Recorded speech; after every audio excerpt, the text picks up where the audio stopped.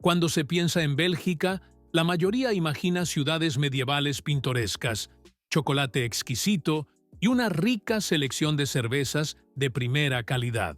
Sin embargo, detrás de esta fachada idílica ha surgido una realidad mucho más oscura en los últimos años. Bélgica se ha convertido en un punto crítico de la violencia relacionada con las drogas y las bandas en Europa. Tiroteos, atentados con explosivos e incluso intentos de secuestro de altos funcionarios políticos se han vuelto casi cotidianos tras la llegada de los carteles sudamericanos. Y la situación podría agravarse aún más, al punto de que muchos ya hablan de Bélgica como el primer narcoestado de Europa. ¿Cómo se llegó a esta situación? ¿Cómo lograron las bandas infiltrarse gradualmente en el Estado? ¿Por qué fracasó el aparato de seguridad del país?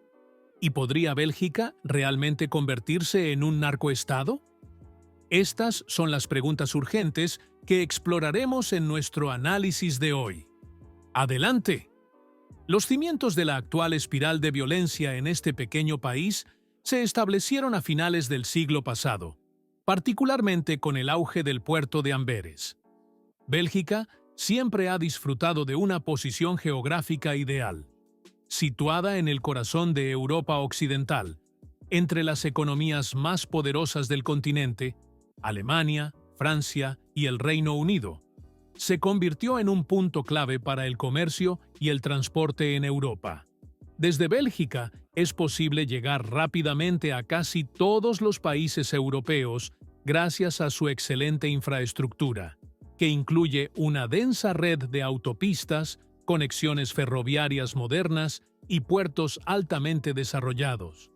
Además, Bruselas se convirtió en el corazón de la Unión Europea. Esto condujo a un rápido crecimiento económico, del cual se benefició especialmente el puerto más grande del país, Amberes. Durante las últimas décadas, este puerto se expandió masivamente, convirtiéndose en el segundo puerto más importante de Europa, después de Rotterdam. Hoy en día, maneja un volumen anual de más de 200 millones de toneladas de carga. Sin embargo, este enorme flujo de mercancías también atrajo a otros actores que vieron las ventajas del puerto. Debido a su inmensa extensión, más de 120 kilómetros cuadrados, resulta casi imposible supervisarlo completamente. Además, es evidente que no se pueden inspeccionar todos los millones de contenedores. Esto permitió que se desarrollaran actividades económicas mucho más sospechosas, especialmente con la llegada de los flujos de cocaína a Europa. Inicialmente, los carteles sudamericanos se enfocaban principalmente en América del Norte, especialmente en Estados Unidos. Pero a partir de los años 80, su atención se dirigió gradualmente hacia Europa. Liderados por figuras notorias como Pablo Escobar y el cartel de Medellín, los carteles reconocieron el potencial lucrativo del mercado europeo. En las clases altas de metrópolis ricas como Londres, París y Berlín, había una gran demanda de cocaína. Además, los europeos estaban dispuestos a pagar incluso más que los estadounidenses, lo que hacía que el comercio fuera extremadamente rentable a pesar de la distancia geográfica. Como resultado, las rutas de contrabando comenzaron a dirigirse cada vez más hacia Europa. Al principio, estas rutas pasaban principalmente por África Occidental y luego hacia Europa del Sur. Pero con la globalización y la mejora de la logística en los años 90, estas rutas comenzaron a llegar directamente a los principales mercados del norte y oeste de Europa. El puerto de Amberes rápidamente se destacó como un punto de entrada ideal para el mercado europeo. Como se mencionó anteriormente, está cerca de las principales ciudades europeas, donde la demanda de cocaína es más alta. A pesar de su tamaño e importancia para el comercio internacional, el puerto carecía de medidas efectivas de control y supervisión, lo que facilitó aún más el contrabando masivo de drogas ilegales. Esta brecha en la seguridad fue inmediatamente explotada por los carteles, que lograron transportar grandes cantidades de cocaína, a menudo escondidas en contenedores legales, hacia Europa sin ser detectados. A la sombra del milagro económico belga, comenzó a desarrollarse lentamente una sociedad paralela y un oscuro submundo. Las autoridades ignoraron el contrabando durante mucho tiempo y, en su búsqueda de eficiencia, incluso lo favorecieron indirectamente. El puerto se volvió cada vez más automatizado y se desarrolló una extensa red de vías fluviales, líneas ferroviarias y carreteras que estaba poco supervisada. Los trabajadores portuarios, que a menudo ganaban salarios bajos, eran sobornados con sumas equivalentes a sus ingresos anuales para hacer la vista gorda con ciertos contenedores. Como resultado, el puerto se ha convertido en la principal puerta de entrada de cocaína a Europa. Las rutas de contrabando se volvieron cada vez más eficientes y hoy en día solo se inspecciona aproximadamente el 1% de los contenedores. El tráfico de drogas fue corrompiendo gradualmente a toda la población. Cuando las autoridades lograron interceptar las comunicaciones de los barones de la droga, el fiscal federal belga habló de una corrupción que alcanza todos los niveles de la sociedad y de un mundo donde la moralidad ha desaparecido por completo. Numerosas bandas criminales ahora compiten por este lucrativo comercio, desafiando cada vez más el monopolio de la violencia del Estado. Los asesinatos y tiroteos en las calles son cada vez más frecuentes. La violencia alcanzó su punto máximo en 2022, cuando una banda estuvo a punto de secuestrar al ministro de Justicia belga. Esta acción ya había sido amenazada en el pasado, y durante un control cerca de la casa del ministro, la policía descubrió un coche con matrícula holandesa que contenía fusiles Kalashnikov y bidones de gasolina. Las pistas rápidamente llevaron a los carteles. El ministro de Justicia, Vincent van Quickenborne, había sido durante mucho tiempo un objetivo de los carteles. Fue uno de los primeros en reconocer la enorme amenaza que representaban estas organizaciones.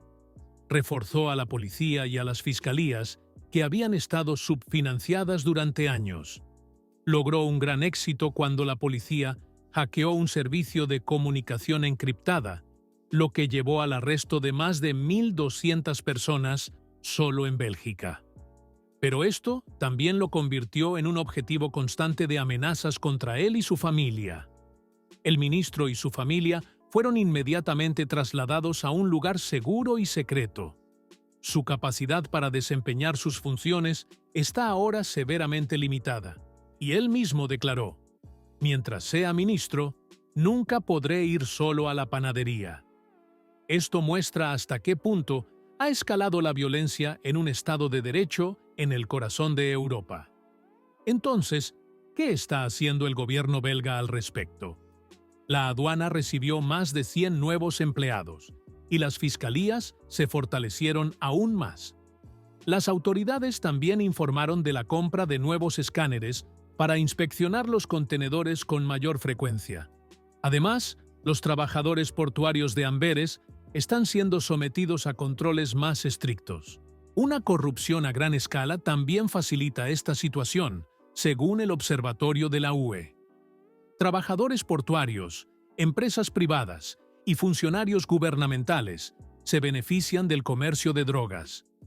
Como resultado, los carteles ya no operan en secreto, sino que libran guerras de bandas abiertamente en las calles. La policía de Amberes admite que los carteles les están tomando la delantera. Los ataques con granadas, las intimidaciones y los asesinatos se han vuelto moneda corriente.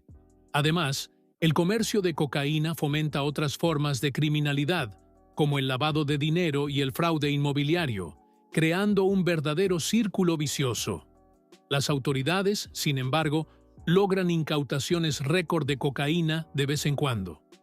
Solo el año pasado, se confiscaron 116 toneladas de cocaína en Amberes, un nuevo récord. Pero este récord sugiere más bien que el contrabando sigue aumentando, ya que más del 90% de los cargamentos probablemente no se detecta. Los criminólogos advierten que tales incautaciones incluso pueden aumentar temporalmente la violencia. Cada cargamento incautado genera deudas que alguien debe pagar, lo que intensifica aún más los conflictos entre bandas. Es por eso que cada vez más expertos se refieren a Bélgica como un narcoestado. El fiscal general de Bélgica ha lanzado la alarma, advirtiendo que las autoridades están dramáticamente subfinanciadas, lo que permite a la mafia tomar gradualmente el control del país.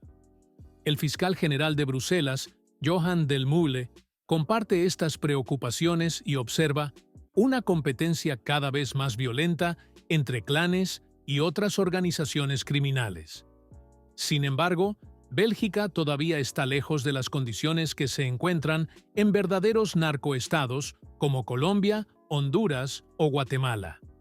Muchos ciudadanos esperan que las próximas elecciones puedan marcar un punto de inflexión para el país. Muchos partidos políticos están haciendo campaña con propuestas contundentes contra la violencia relacionada con las drogas y los carteles.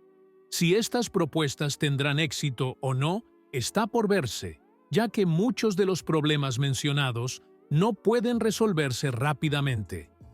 Ciudades portuarias alemanas como Hamburgo y Bremerhaven están observando de cerca la situación, ya que también allí se ha registrado un aumento del contrabando de cocaína. Cuando un país refuerza los controles contra los carteles, estos no desaparecen, sino que buscan nuevas rutas de contrabando hacia Europa.